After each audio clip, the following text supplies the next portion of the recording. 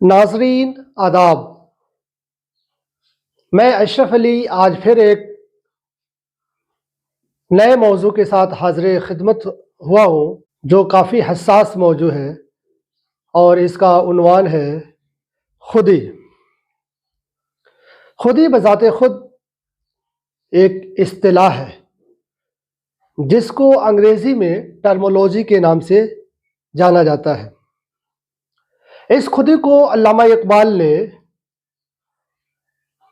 एक फ़लसफ़े के तौर पर पेश किया है जो उनकी नज़मों में जा बजा देखने को मिलता है,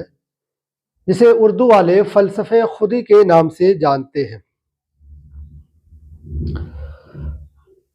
खुदी पे आगे गुफ्तगू करने से पहले मैं ये चाहता हूँ कि आज हम सब इसके लुग़वी मानी पर भी थोड़ा सा रोशनी डालते हुए आगे बढ़ें। खुदी को अंग्रेज़ी में ईगो के नाम से ताबीर किया जाता है। खुदी का लफ्ज़ी मानी, खुदी का लुग़वी मानी यानी लफ्ज़ी मानी अपना आप, अपनी ज़ात, नफस, शऊर और शऊरी इदराक होता है। खुदी को एक दूसरे मानी में खुदसरी, खुद पसंदी, अनानियत, गुरूर और तकब्बुर के नाम से भी जाना जाता है। खुदी का एक और भी मानी होता है जिस पर इस वीडियो का इन्हिसार है, यानी इस वीडियो का बनाना मकसूद है, वो ये है कि खुदी के माने में जो मैं यहाँ पे एक इस्तिलाह पेश करने की कोशिश कर रहा हूँ, इस नाक़िस से राय से कबल आप कोई राय देने से पहले इस वीडियो को सुने तो मैं उम्मीद करता हूँ कि आपको ये वीडियो ज़रूर पसंद आएगी और जिस बात को मैं वाज़े करने की कोशिश कर रहा हूँ शायद दलील दिल से निकलकर दिल तक पहुँचे। तो खुदी को जिस माने में मैं पेश करने की कोशिश कर रहा हूँ और उसका दूसरा माने जो इस्तेमाल कर रहा हूँ वो है रूह।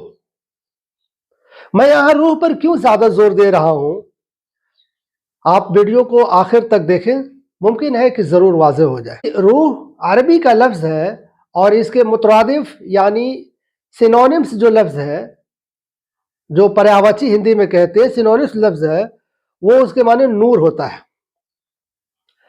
यानी रूह बराबर नूर। लफ्ज़ रूह से तकरीबन हर शख्स, हर फर्द वाकिफ़ है। आम तौर पर जब किसी शख्स की मौत वाक़ हो जाती है तो लोग उस वक्त ये कहते हुए एक दूसरे से पाए जाते हैं कि फ़लाँ शख्स की रूह परवाज़ कर गई, फ़लाँ शख्स की रूह मालिक हकीकी से जा मिली। अब सवाल ये पैदा होता है कि आखिर ये रूह क्या है और कहाँ से आई है और इसकी अहमियत क्यों इतनी ज़्यादा है। यही सवाल यहूदियों ने नबी करीम सल्लल्लाहु अलैहि वसल्लम से जब उनको ये खबर मिली कि मक्के में कोई एक शख्स ऐसा आया है जो ये दावा करता है कि वो नबी है, तो यहूदियों ने जो मुशरिकीन मक्का से ये कहला भेजा था कि उनसे 3 सवाल करो और 3 सवाल अगर वो तीनों सवाल का जवाब बता देते हैं तो बिला तामुल तुम उनको यकीन कर सकते हो कि वो नबी है, अल्लाह की रसूल है। जिसमें से एक सवाल था कि रूह क्या है। इसी रूह के ताल्लुक से अल्लाह ताला ने जवाब में नबी सल्लल्लाहु अलैहि वसल्लम से ये कहा था कि आप कह दीजिए, इसका जिक्र कुरान के सूरह इसरा सूरह नंबर 17 और आयत नंबर 85 यानी 85 में इस तरह इरशाद हुआ है, और ये लोग आपसे रूह के बाबत सवाल करते हैं, आप कह दीजिए कि रूह मेरे रब की अम्र है, ये मेरे रब की अम्र है और इसके बारे में तुम्हें बहुत ही कम इल्म दिया गया है।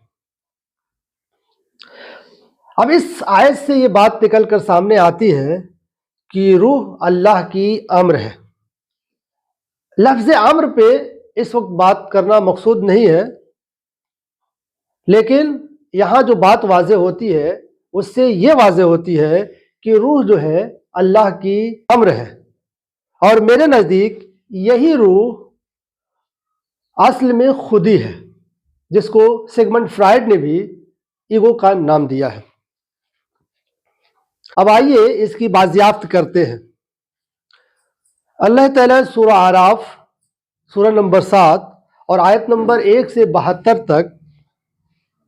ایک بات کی طرف اشارہ کرتا ہے جس کو عام طور پہ عہد الست کہا جاتا ہے۔ اور یہ عہد الست کیا ہے؟ شاید بہت سارے لوگ اس کے بارے میں نہ جانتے ہوں، لیکن یہ عہد الست جو ہے آدم علیہ السلام سے پہلے، آدم علیہ السلام کی تخلیق سے پہلے تمام انسانوں کی، جو آدم علیہ السلام سے لے کر اور آخری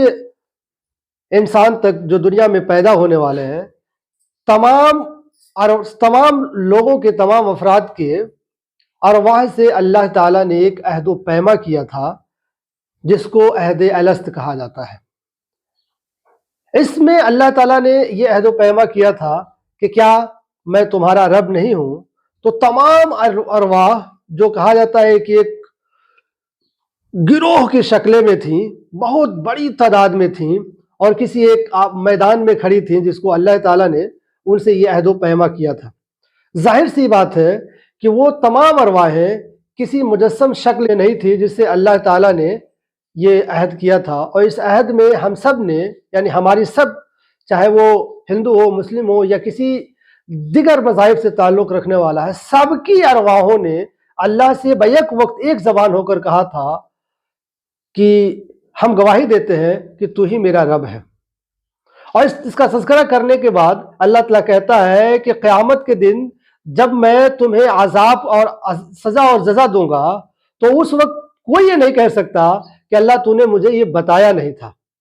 تو یہ اللہ اور بندے کی ارواحوں کے بیچ کا ایک مناظرہ ہے جس کو اللہ تعالیٰ نے پیش کیا ہے۔ چونکہ میرا موضوع خودی ہے اور ہم خودی پہ ہی آئیں گے، تو میں نے کیا کیا کہ خودی جمع نور اور جمع روح۔ بہت سارے فلاسفر، بہت سارے دانشور کہتے ہیں کہ علامہ اقبال نے جو یہ خودی کا فلسفہ پیش کیا ہے، وہ نیتشے ایک فلاسفر تھا، اس کے فلسفے سے، اس کے سپرمین سے اس کو لیا ہے۔ لیکن اگر اس روح پہ ہم تدبر کریں تو ہمیں یہ واضح ہو جائے گا کہ نہیں، یہ اصل میں یہ وہ روح ہے جو انسان کے اندر علانیت دیتی ہے، خودی دیتی ہے، جو وہ دوسرے حیوانات سے، دوسرے ذی روح سے ممیز کرتی ہے اور اس کو فرق کرتی ہے۔ یعنی کہ عام طور پہ اب یہ خیال میں آتا ہوگا لوگوں کو، یہ بات ذہن میں جائے گی کہ روح یعنی جان، یہاں جان سے مراد نہیں ہے۔ بس تھوڑی سی اس کو واضح کرتے چلوں کہ آج تک یہ بہت بڑی غلط فہمی عوام الناس میں یہ گردش کرتی رہی ہے کہ روح برابر جان ہے، یعنی روحی جان ہے، لیکن نہیں۔ کچھ علماء کا کہنا ہے کہ روح الگ شے ہے اور جان الگ شے ہے، اور اسی بات سے میں بھی متفق ہوں کہ روح الگ شے ہے اور جان الگ شے ہے۔ اس کی مثال آج کے سائنس اور ٹیکنالوجی کے زمانے میں جو ہے موبائل سے اس کی تعبیر کرتا ہوں، موبائل سے اس کی مثال پیش کرتا ہوں، اور وہ ہے کہ جس طرح موبائل ہے، اور موبائل ایک جسم ہے، ایک اسٹرکچر ہے، ایک ساخت ہے، اور اس موبائل میں ایک بیٹری ہے جس کی وجہ سے اس موبائل میں جان ہے۔ یعنی کہ بیٹری کی وجہ سے موبائل میں جان ہے، اور یہ پورا موبائل ایک خود جسم کی حیثیت سے ہے، لیکن جان اور موبائل دونوں ہونے کی وجہ سے اس موبائل کا جو ویٹ ہے وہ ایک برابر رہتا ہے۔ لیکن جب اس میں اب روح کی تعبیر میں صرف مثال کے طور پہ، حقیقت روح اس طرح نہیں ہے، روح تو اللہ کی امر ہے اور اللہ اس کے بارے میں زیادہ علم نہیں دیا ہے، لیکن خودی کو سمجھنے کے لیے یہ چیز سمجھ سکتے ہیں ہم لوگ کہ موبائل ایک جسم ہے، موبائل کی بیٹری اس کی جو ہے جان ہے، اور اس میں جو نیٹ ورک آتا ہے جس کا سمبل ہم لوگ دیکھتے ہیں کہ اس میں نشان کے طور پہ، گراف کے طور پہ بتاتا ہے کہ اس میں 1 2 3 4 کھوٹیاں آ رہی ہیں جو اس کی نیٹ ورک کی نشاندہی کرتی ہیں۔ تو یہ نیٹ ورک، نہ اس میں کوئی وزن ہے، نہ کوئی ویلیو ہے، نہ اس میں کوئی یہ کوئی میٹر کی طرح کام نہیں کرتا، لیکن پھر بھی اس نیٹ ورک کی وجہ سے یہ پوری حرکت و عمل موبائل کی جو ہے یہاں پہ بیٹھ کے اور پوری دنیا کو ہم دیکھ سکتے ہیں اس نیٹ ورک کے بنا پہ، اور یہ ویڈیو بھی اسی نیٹ ورک کے بنا پہ آپ تک پہنچ رہا ہے۔ ٹھیک ویسے ہی یہ روح جو ہے انسان کے اندر جسم اور جان کے علاوہ ایک الگ شے ہے جس کو اللہ تعالیٰ نے اس انسان میں اس کو رکھا ہے، اور یہ رکھا کب؟ اس کا ذکر سورہ ہجر سورہ نمبر 15 میں اللہ تعالیٰ جو ہے اس کا ذکر کرتا ہے، اور اس میں جو ہے کہتا ہے کہ جب آدم کی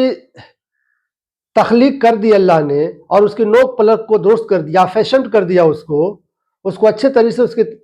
تخلیق کر دی، اس کو سجا دیا، سنور دیا، تب انہوں نے کہا کہ سب ایک صف میں کھڑے ہو جاؤ، اور میں جب اس میں اپنی روح میں سے پھونک دوں،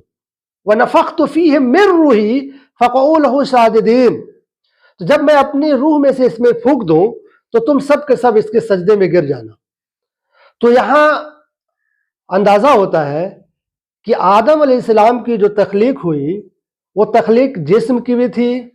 آدم علیہ السلام کو جب سنوارا گیا تو اس وقت ان کے اندر جان بھی تھا، اور اس کو فیشن کرنے کے بعد اللہ تعالیٰ نے سب سے پہلا جو عمل کیا، جو اس کو ایک حیوان سے انسان کی طرف لانے کا جو عمل کیا اللہ نے، وہ کیا کہ اپنے امر سے، اپنی روح سے اللہ تعالیٰ نے انسان کے اندر ایک روح پھونکی، اور یہی روح جو ہے انسان میں آ کر اس کی خودی بنی، اور یہی روح کی وجہ سے، اسی روح کی وجہ سے انسان جو ہے دنیا کے تمام مخلوقات سے، اللہ کے جتنے مخلوق ہیں اس مخلوق سے وہ اعلیٰ تر مخلوق بن جاتا ہے، جس کو ہم سب اشرف المخلوقات کے نام سے جانتے ہیں۔ تو یہ روح جو ہے، یہی روح جو ہے انسان کی خودی ہے، جس کے بارے میں بہت سارے لوگوں کا خیال ہے، اور کچھ علماء کہتے ہیں کہ اس کو انا کے نام سے تعبیر بھی کرتے ہیں، اور اسے کہتے ہیں کہ اسمال ایگو، یعنی کہ انائے صغیرہ۔ یہ انائے صغیرہ ہے جو اللہ کی ذات سے، خود اللہ کی روح سے اس کے اندر پھونکی گئی ہے۔ تو اللہ کی جو روح تھی وہ اللہ خود بذات خود انائے کبیرہ ہے، اور یہ انسان انائے صغیرہ ہے، جس کو ہندو فلسفے میں اس کو آتما اور پرماتما سے بھی تعبیر کیا جاتا ہے۔ یعنی کہ یہ جسم جو انسان کا جسم ہے، اس کے اندر آتما ہے اور اسی پرماتما کا انش ہے۔ اب انش یہ کس طرح کا ہے، کس طرح اللہ تعالیٰ اس میں داخل کیا ہے، اور اس کی کتنی اہمیت ہے، یہ ہمارے سمجھ سے بالاتر ہے۔ مثال کے طور پر ایک چھوٹی سی مثال دے کر اس کو آج یہیں پہ اس ویڈیو کو ختم کرتا ہوں، اور وہ یہ ہے کہ سورج، جس کو ہم سب ہر روز اپنی آنکھوں سے دیکھتے ہیں، اس کی گرمی اور اس کی حرارت اور اس کی روشنی کا مشاہدہ کرتے ہیں، تو سورج ایک ذات کلی ہے، اور اس سورج سے نکلنے والا ایک ایک ذرہ روشنی جو اپنے اندر روشنی بھی رکھتی ہے، حرارت بھی رکھتی ہے، اور ہر ایک روشنی سورج سے قطع تعلق ہو کر زمین پر نہیں آتی، بلکہ اس کا تعلق اس سورج سے جڑا ہوا رہتا ہے، لیکن وہ روشنی سورج نہیں ہوتی اور وہ سورج روشنی نہیں ہوتی۔ ٹھیک اسی طرح کا تعلق انسان اور خداوندی رب العزت کے بیچ ہے، یعنی کہ وہ انائے کبیرہ اور ہم انائے صغیرہ، ہم دونوں کے بیچ میں ایک باہم رشتہ ہے، اور یہی رشتہ، اسی رشتے کو پہچاننے کا نام ہے خودی۔ اسی کو فرائڈ نے یا دوسرے لوگوں نے جس لہجے میں سمجھایا ہو، لیکن جہاں تک میں سمجھتا ہوں کہ یہی روح انسان کی خودی ہے، اور اسی خودی کو اگر پہچان لے انسان تو وہ اس کو یہ سمجھ میں آ جائے گا کہ ہم کس لیے بنائے گئے ہیں، اور ہماری تخلیق کس لیے ہوئی ہے، اور ہم کوئی دوسرے حیوانوں کی طرح کوئی ایک ادنا سی شے نہیں ہے، بلکہ اللہ نے ہم کو کسی خاص مقصد کے لیے دنیا میں بھیجا ہے، اور وہی مقصد کو سمجھ جانا، اسی مقصد کو سمجھ کر اور اسی پہ عمل کرنے کا نام ہے خودی۔ تو آج کا ویڈیو یہیں پہ ختم کرتے ہیں، اور پھر ملتے ہیں اگلی ویڈیو کے ساتھ۔